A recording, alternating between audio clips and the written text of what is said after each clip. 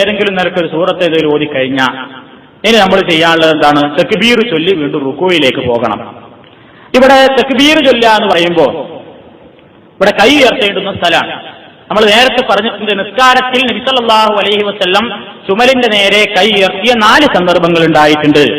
ഒന്ന് തക്ബീറത്തുൽ ഇഹ്റാം, രണ്ടാമത്തെ സന്ദർഭം ഇതാണ് റുക്കൂയിലേക്ക് പോകുമ്പോൾ, മൂന്നാമത്തെ സന്ദർഭം റുക്കൂയിൽ നിന്ന് ഉയർന്ന് സമീഅല്ലാഹു ലിമൻ ഹമിദഹു എന്ന് പറയുമ്പോൾ, നാലാമത്തെ സന്ദർഭം 2-ലധികം റക്അത്തുകളുള്ള നിസ്കാരത്തിൽ ആദ്യത്തെ തഹിയ്യാത്ത് കഴിഞ്ഞ് മൂന്നാമത്തെ റക്അത്തിലേക്ക് എഴുന്നേൽക്കുമ്പോഴും ഇങ്ങനെ അല്ലാഹു അക്ബർ കൊണ്ടാണ് കൈയ്യട്ടിയിരുന്നത്. ഇങ്ങനെ 4 സ്ഥലങ്ങളാണ് നമ്മൾ പറഞ്ഞത്.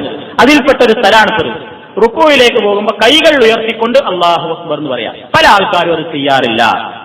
സമീഅല്ലാഹു ലിമൻ ഹമിദഹു എന്ന് പറയുമ്പോൾ കൈ ഉയർത്താറുണ്ടെങ്കിലും നമ്മിൽ പല ആളുകളും റുക്കൂയിലേക്ക് പോകുന്ന അവസരത്തിൽ ഈ സുന്നത്ത് നഷ്ടപ്പെടുത്തുന്നു.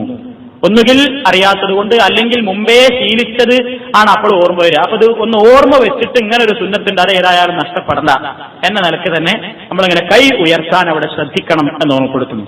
നിസ്കാരത്തിൽ 4 റക്അത്തുകളുള്ള നിസ്കാരത്തിൽ ആകെ 22 തക്ബീറുകൾ വരുന്നുണ്ട്. 4 റക്അത്തുള്ള നിസ്കാരങ്ങളിൽ എങ്ങനെ എണ്ണി നോക്കിയാൽ 22 തക്ബീറാണ് വരുന്നത്. നബി സല്ലല്ലാഹു അലൈഹി വസല്ലം ഇങ്ങനെ റഅയ്തു നബിയ, സ്വഹാബി പറയാണ്, അബ്ദുല്ലാഹി ഇബ്നു മസ്ഊദ് റളിയല്ലാഹു തആല അൻഹു എന്ന സ്വഹാബി പറയാണ്, റഅയ്തു നബിയ സല്ലല്ലാഹു അലൈഹി വസല്ലം യുകബ്ബിറു ഫീ കുല്ലി റഫ്ഇൻ വഖഫ്ദിൻ വഖിയാമിൻ വഖുഊദിൻ. നബി ഓരോ ഉയർച്ചയിലും കുനിയലിലും ഇരുത്തത്തിലും നൃത്തത്തിലുമെല്ലാം തക്ബീർ ചൊല്ലുന്നതായി ഞാൻ കണ്ടു എന്ന് സ്വഹാബി പ്രവാചകന്റെ നമസ്കാരത്തെ പറ്റി പറയുകയാണ്. ഇതിൽ തക്ബീർ ഉറക്കെയാക്കേണ്ടത് ഇമാം മാത്രമാണ്. ഇമാം അല്ലാഹു അക്ബർ എന്ന് പറയുമ്പോൾ ചിലപ്പോൾ കാണാൻ ബാക്കിൽ ചില ആൾക്കാരൊക്കെ ഇവിടെ അല്ലാഹു അക്ബർ ഭക്തി കൂടിയിട്ടാണ് അല്ലാഹു അക്ബർ.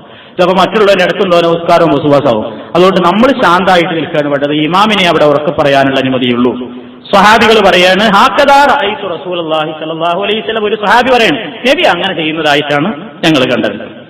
ഇനി പിന്നിലുള്ള ആൾക്കാർ കേൾക്കുന്നില്ലെങ്കിലോ അപ്പൊ ഒരു മഅ്മൂമിന് വേണമെങ്കിൽ ഉറക്കാക്കാം. ഇമാമിന്റെ തക്ബീർ അദ്ദേഹത്തിന്റെ പ്രായാധിക്യം, രോഗിയാണ്, പതുക്കെയാണ് ശബ്ദമുള്ളൂ, അല്ലെങ്കിൽ ഉച്ചഭാഷണിയൊന്നുമില്ല, കുറെ ആളുകളുണ്ട്, കേൾക്കാൻ പറ്റുന്നില്ലെങ്കിൽ ഒരാള് എത്തിച്ചു കൊടുക്കാൻ ബാക്കിലുള്ളൊരു മഅ്മൂമിന് ഉറക്കെ പറയാവുന്നതാണ്. അത് ജാബിർ റളിയല്ലാഹു തആല അൻഹു പറയാണ്, ഇഷ്തകാ റസൂലുള്ളാഹി സ്വല്ലല്ലാഹു അലൈഹി വസല്ലം ഫസല്ലൈനാ വറാഅഹു വഹുവ ഖായിദുൻ വഅബൂബക്കർ യുസ്മിഉ അൻ-നാസ തക്ബീറഹു. നബി ഒരിക്കൽ അവശനായി നിസ്കരിച്ചുകൊണ്ടിരിക്കുമ്പോൾ ഞങ്ങൾ നബിയുടെ പിന്നിൽ നിസ്കരിക്കുകയാണ്. നബി ഇരുന്നിട്ടാണ് നിസ്കരിക്കുന്നത്. സിദ്ദീഖുൽ അക്ബർ റളിയല്ലാഹു തആല അൻഹു ആയിരുന്നു പ്രവാചകന്റെ ആ തക്ബീർ ജനങ്ങളെ കേൾപ്പിച്ചിരുന്നത്. അപ്പൊ ഇമാമിന് അങ്ങനെ വല്ല അസുഖങ്ങളോ അല്ലെങ്കിൽ ശബ്ദം ബാക്കിലുള്ള എല്ലാ മഅ്മൂമിങ്ങളും കേൾക്കില്ല എന്ന് വന്നാൽ മഅ്മൂമിങ്ങളിൽ ഒരാൾക്ക് ഈ ശബ്ദം മറ്റുള്ളവരെ കേൾപ്പിക്കാൻ വേണ്ടി ഉച്ചത്തിൽ തക്ബീർ പറയാവുന്നതാകുന്നു. അല്ലാത്ത ആർക്കും അത് പറയൽ അനുവദനീയമല്ല.